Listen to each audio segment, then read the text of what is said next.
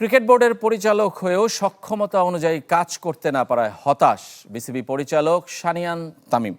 BCB নির্বাচনের মাস চারেক না যেতেই দেখছেন নানা সীমাবদ্ধতা। সাবেক পরিচালক ফাহিম সিনাও বোর্ডের কার্যক্রম নিয়ে প্রশ্ন তুলেছেন। নতুন সরকারের কাছে তার চাওয়া সুবিচার।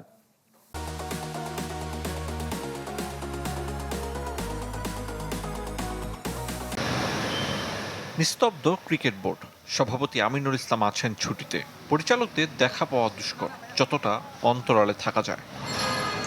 গণমাধ্যমে দু একজন পরিচালকের বেফাঁস মন্তব্য তৈরি করেছে বিব্রতকর পরিস্থিতি।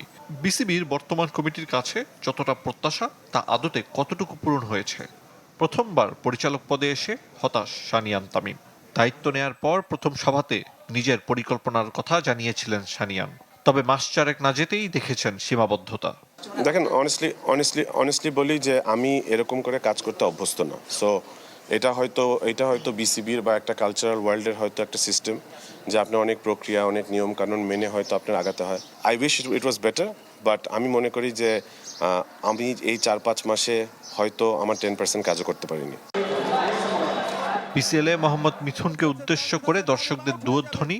সাবেক অধিনায়ক তামিম ইকবালকে নিয়ে সামাজিক যোগাযোগ মাধ্যমে বাজে মন্তব্য অগ্রহণযোগ্য বলে দাবি এ পরিচালকের। মিথুনের সাথে যেটা করা হচ্ছে, ওই তামিম ইকবালকে এসে আপনি বোর্ড যেই হন না কেন, আপনি এসে দালাল ডাকবেন, আপনি এগুলো করবেন, দিস ইজ ভেরি অ্যাবিউসিভ আমার কাছে মনে হয়।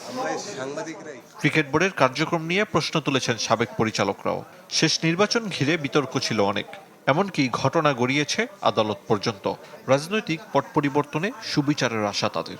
রায় আপনার গত সরকারের আমলে আসে নাই, বাট এখন মানে এটা ফাইনালি যখন হাইকোর্টে যাবে মামলাটা, এটা একটা ফেয়ার জাজমেন্ট পাবো এবং সঠিক বিচার হবে, এটাই আমাদের কামনা আর কি। আরিফুল ইসলাম, চ্যানেল 24, ঢাকা।